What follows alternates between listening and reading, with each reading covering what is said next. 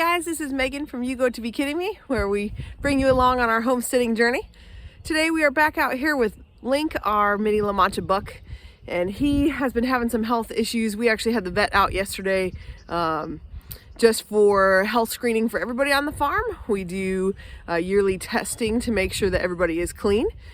But we also had him take a look at Link, so I want to talk about what we are concerned about, what we've been noticing, and what we're doing to try to help him out. Hey buddy. So this is Link, our buckling. He is just over a year old. He has done a great job. He has sired 2 sets of triplets so far, which is pretty fantastic. But we have continued to notice that his coat color is off and he's been limping and all things that we kind of thought were maybe just stresses of being in rut. Kind of all just culminated this week. We moved the boys up into the pasture around our house to help them weed eat, so we didn't have to pull out the mower yet.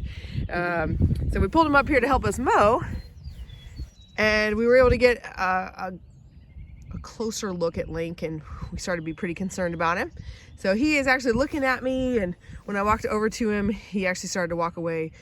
But a few days ago, he just didn't respond at all. We came up to him, he wouldn't walk away, he didn't look at us. He was just acting very strange and very out of it. He was walking really slow and really stiffly. And so we wanted to go ahead and have a vet take a look at him. I've tried to research all the things I could, but sometimes you just need a vet to help you out. There he goes. That's actually much better than he has been doing. You can still see that he's a little stiff, and his coat color is off.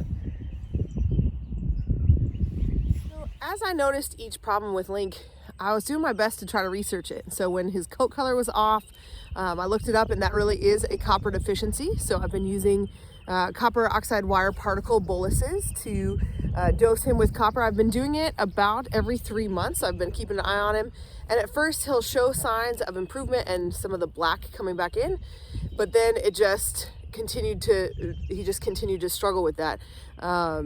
And then the limping, I thought was an extension of that copper deficiency, or I don't know, just something weird. We weren't sure what was going on. But this week, as he's been up closer to the house and I've been able to see him better, I started to realize that I thought that it looked like he was actually in pain, which I had not considered before. That he was limping not because his legs were just stiff, but because it actually hurt. So I gave him an herbal pain med, and then I noticed a few hours later, actually the next morning, I noticed that he had brightened up and started looking better. I just feel awful that I didn't think of that as an option. I didn't think that there'd been anything going on, but when I gave him that pain med, he kind of perked right up, or at least compared to what he was. He was so out of it that actually both our ram and our other wether had basically ignored him, not considered him a playmate at all. And when he perked right up, they immediately started playing with him and kind of headbutting him a little, just gently, but he couldn't handle it. It was stressing him pretty good. He couldn't even, they knocked him over a couple times and he couldn't get back up. So we immediately separated them. They are in this area here, but we did set up the electric fence. So there's Sean and Foxy. Hey boys. So they can see each other right through the fence. But they are not together at the moment. So we've got them up here right by our house. And it's actually been a huge blessing, because then I can see Link, I can keep tabs on him, and I can figure out what we need to do with him. So we had the vet out yesterday, and the vet evaluated him and actually thinks that he has an injury. He said that he's walking like he's got an injury in his back. He recommended that we keep him separate from the other boys so they can't aggravate it. And he encouraged me to continue with the copper, that is what the coat color is off from.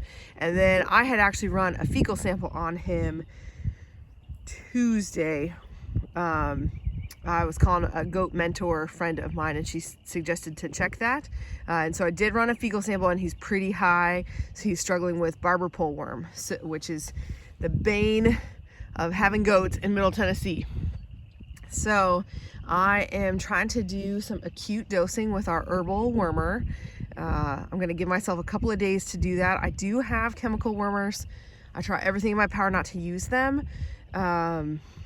It's just really hard here in Middle Tennessee, even though we rotate pastures and we move them around and we feed them hay to keep them off of it. Man, it's just hard. So we are going to have to do something. I do want to give myself and the herbal wormer a chance to work.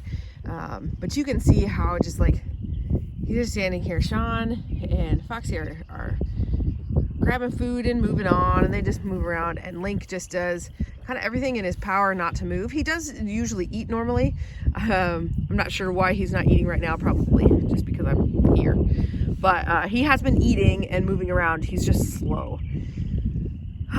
So sometimes it happens on the homestead. You just don't know what's going on, and then you feel bad. Looking back, there was an incident with the donkey, which is a concern if you have a donkey and small animals. It did not seem significant at the time. We separated them after that, and the donkey has not been with the goats since then. It was all the animals were in the barn because of the rain, and she kind of grabbed onto him, but it didn't seem like a big deal. And I don't recall that being the time when he started limping, but I'm just don't know. So unfortunately he is injured, and we're just hoping that some time alone, some rest will help. And if we can get rid of the worms, I think it's a kind of a combination of all the things. So the copper deficiency and the worm load and the injury are keeping him from healing well. The worms especially make him anemic and make it hard for him to heal. So we're gonna try to fix him up. I'll keep you guys posted. It's really tough because he is our one and only buck. So it's really important that he's in good health. But if he is prone to worms, that's also something we don't want to necessarily breed into our herd. There's a lot of choices and a lot of decisions when you own livestock. And our goal is to own more livestock than we own dead stock. The challenges of raising goats, especially in a wet, humid climate. But hopefully we're going to get this guy fixed up. We've got him on some pain meds that have been helping. It looks like it's about time to give him some more because he is feeling pretty out of it. So I'll keep you posted. Hopefully this guy will perk back up. He's doing all right. All right, guys, thanks for watching. We'll have to see you on the next video. If you've had any problems with your animals, let me know down below what helped fix it, or any tips or tricks for injuries in a goat. Hopefully we'll get him fixed up here soon, and we'll keep you posted. Thank you.